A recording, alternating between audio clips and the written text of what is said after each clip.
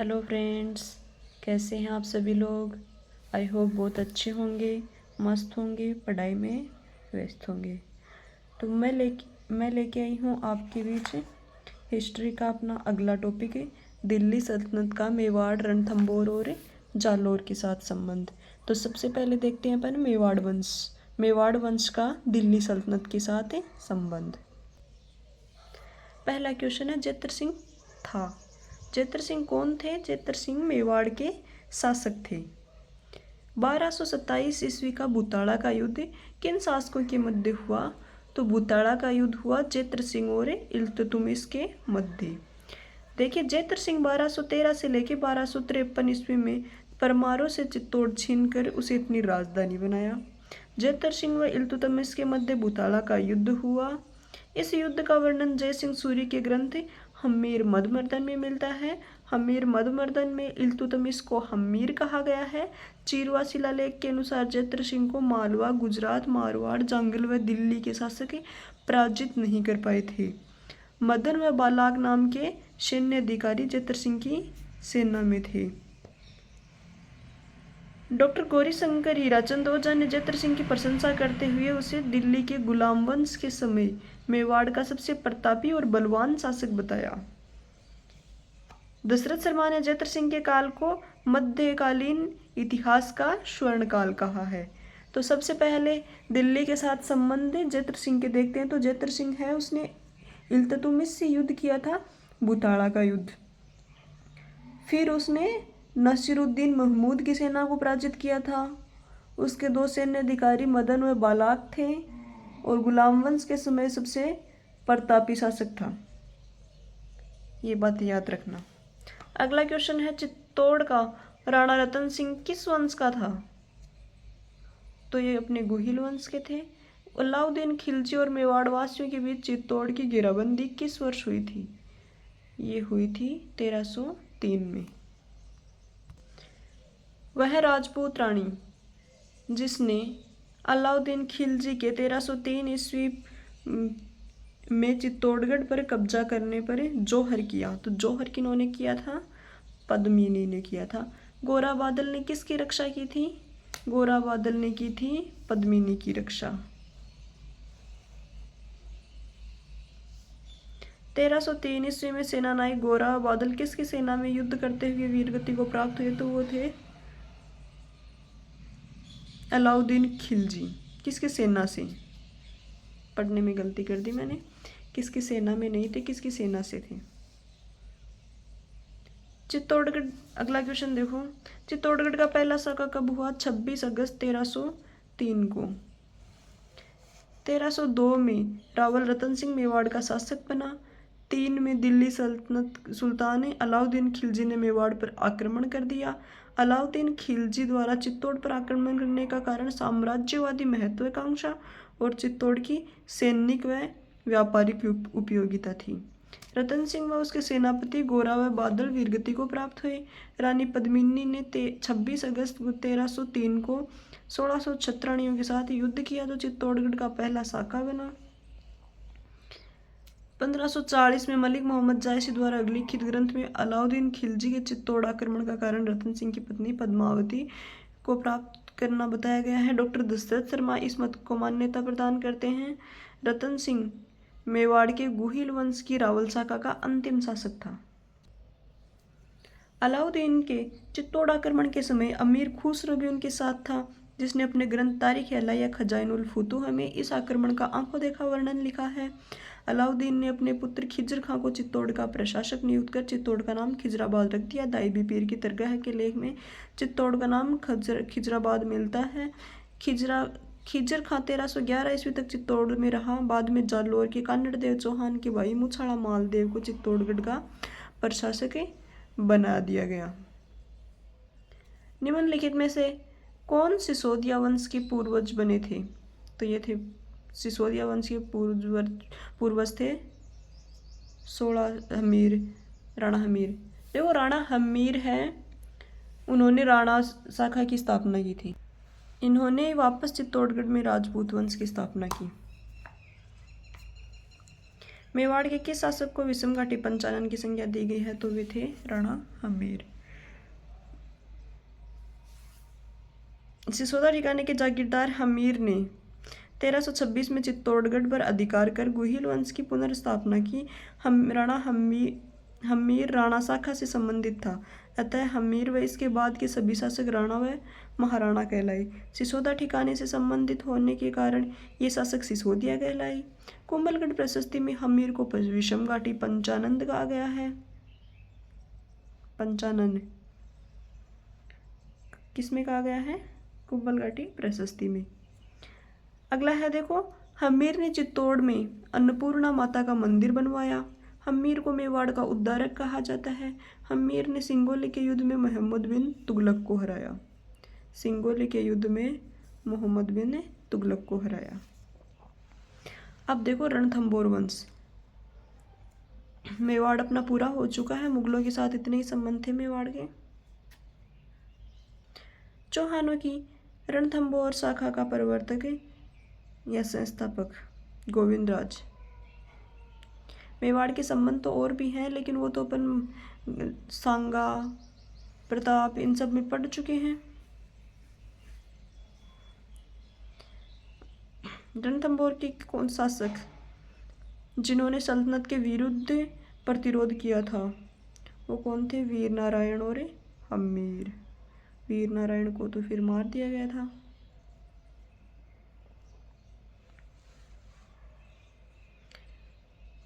रणथंभौर के चौहान वंश के संस्थापक पृथ्वीराज तृतीय का पुत्र गोविंदराज था।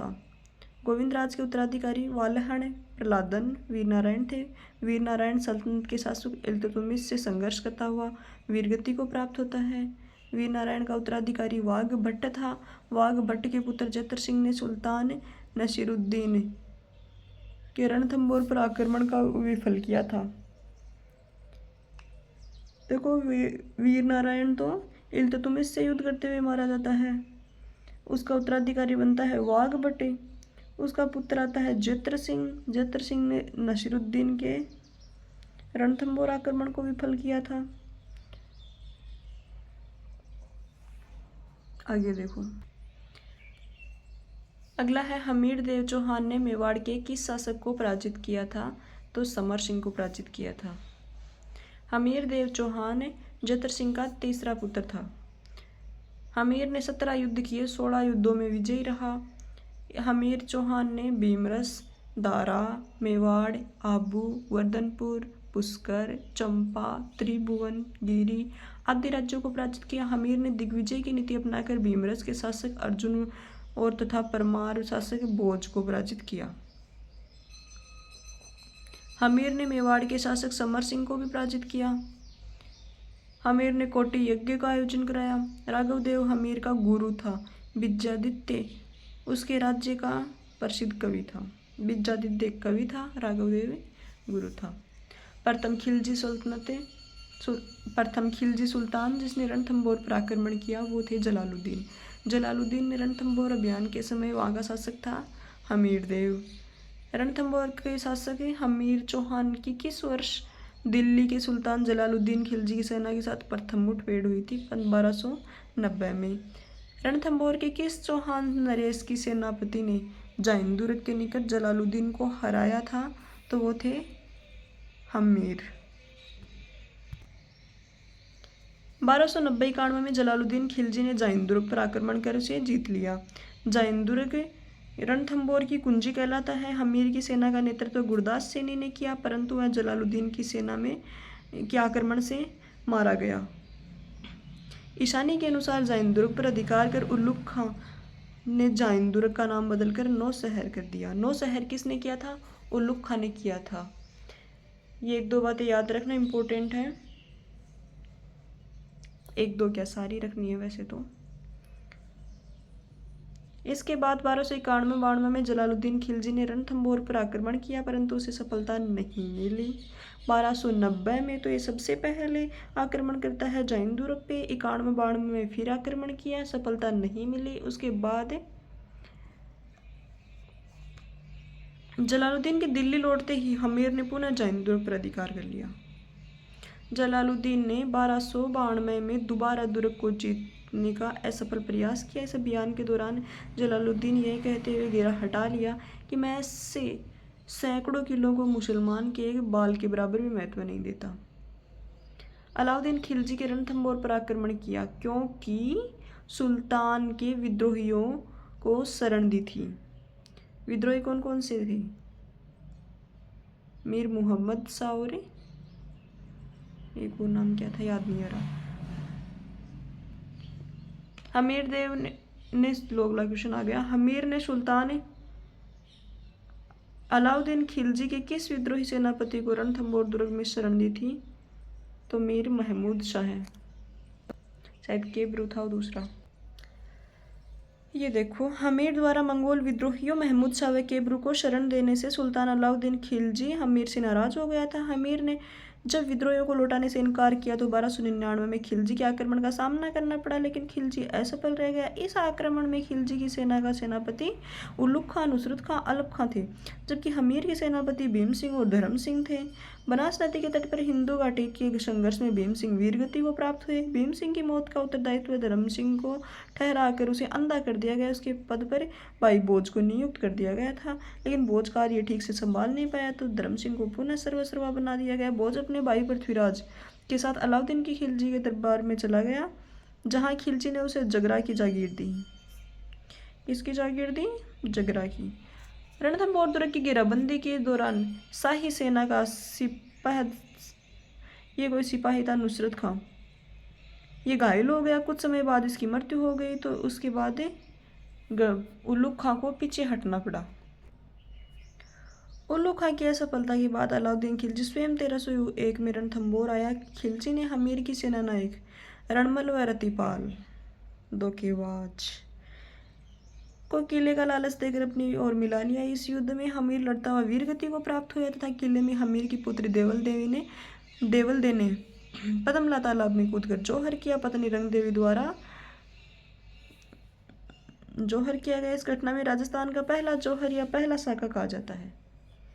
तो पहला साका राजस्थान का कब हुआ? 11 जुलाई 1301 में। और रानी पद्मावती वाला कब हुआ था? वो था 26 अगस्त 1303। अलाउद्दीन खिलजी ने रणथंभौर के दुर्ग को उलुग खां को सौंप दिया और हमीर की मृत्यु के बाद चौहान वंश की रणथंभौर शाखा समाप्त हो गई।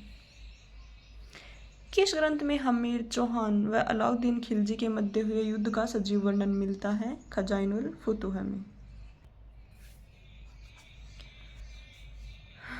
तो एक और हमीर के मध्य हुए युद्ध का आंखों देखा वर्णन खुसरो के खजाइनुल फुतूह में मिलता है।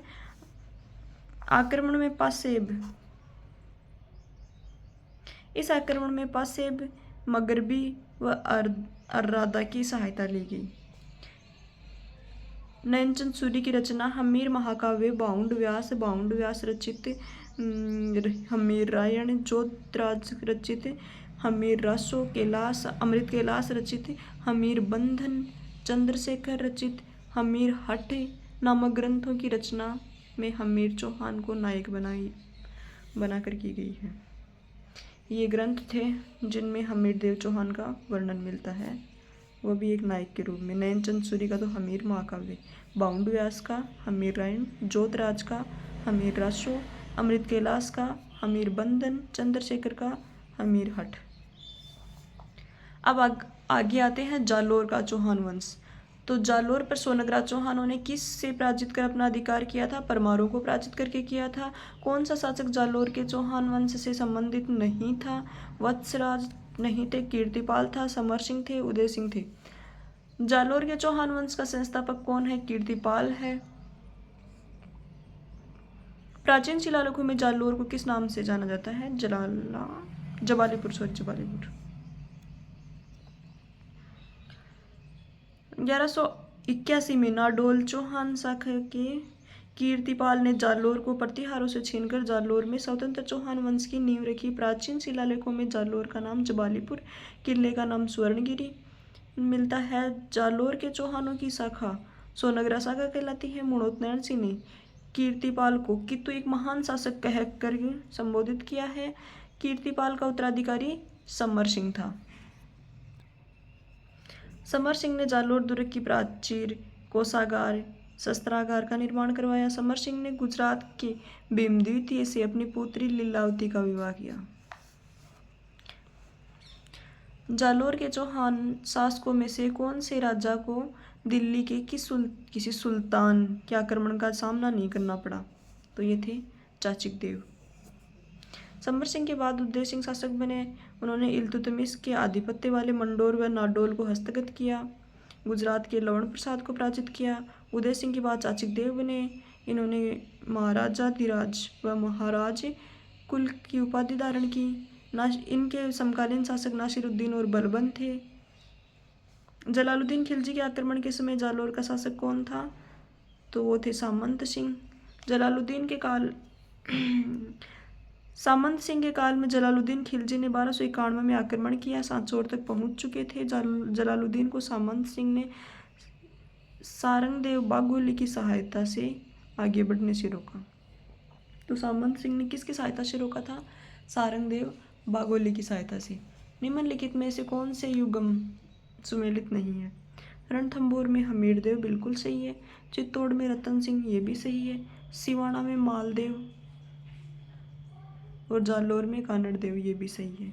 सिवाना में मालदेव नहीं थे, कौन थे आक्रमण के समय? सिवाना में थे वीर सातलदेव। अलाउद्दीन खिलजी ने सिवाना को जीतकर उसका नाम क्या रखा था? खेराबाद। सिवाना दुर्ग को जालोर दुर्ग की कुंजी कहा जाता है। 1308 में एके ने जब सिवाना पर जीतकर उसका नाम खेराबाद रखा तथा वहां का प्रतिनिधि कमालुद्दीन गुरक को नियुक्त किया। अगला क्वेश्चन देखो, रणथंभौर सुमेलित करना है। रणथंभौर के हमीरदेव बिल्कुल सही है। चित्तौड़गढ़ के रतन सिंह ये भी सही है। सिवाना का शीतलदेव ये भी ठीक है। जोधपुर का विरमदेव नहीं था। जालोर में अलाउद्दीन के समकालीन शासक कौन थे? तो कानड़दे थे। 1305 में कानड़दे चौहान जालोर का शासक बना। कानड़दे जालोर के चौहान शासकों में सर्वाधिक शक्तिशाली शासक माना जाता है। 1305 में अलाउद्दीन ने के सेना नायक ऐनुल मुल्क मुल्तानी को सेना सहित जालोर भेजा और कानड़दे को दिल्ली बुलाने में सफल रहा। दिल्ली दरबार में वातावरण उसके स्वाभिमान के विरुद्ध था।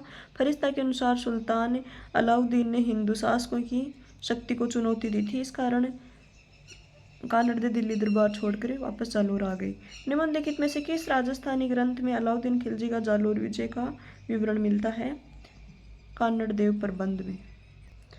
फिर देखो, 1311 में अलाउद्दीन खिलजी ने जालोर पर दूसरी बार आक्रमण किया। पहली बार कब किया था? 1305 में किया था।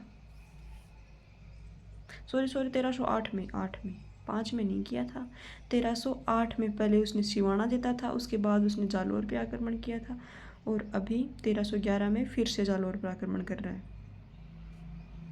नैणसी ने इस युद्ध का कारण कानड़दे के पुत्र वीरमदेव द्वारा सुल्तान की पुत्री फिरोजा से विवाह करने को इनकार किया। 1311 में अलाउद्दीन खिलजी ने कानड़दे के एक दैया सरदार बिका के विश्वासघात की सहायता से जालोर दुर्ग पर अधिकार कर लिया। बिका दैया, इसने विश्वासघात किया था। अलाउद्दीन ने जालोर जीतकर उसका नाम जलालाबाद रख दिया। इस युद्ध में कानड़देव वीरगति को प्राप्त हुए। अलाउद्दीन खिलजी ने जालोर दुर्ग में अलाई या तोपखाना मस्जिद का निर्माण करवाया। अखीराज के शासनकाल में पद्मनाभ द्वारा कानड़दे प्रबंध की रचना की गई। इसी के साथ ही अपना ये टॉपिक कंप्लीट होता है। Thank you.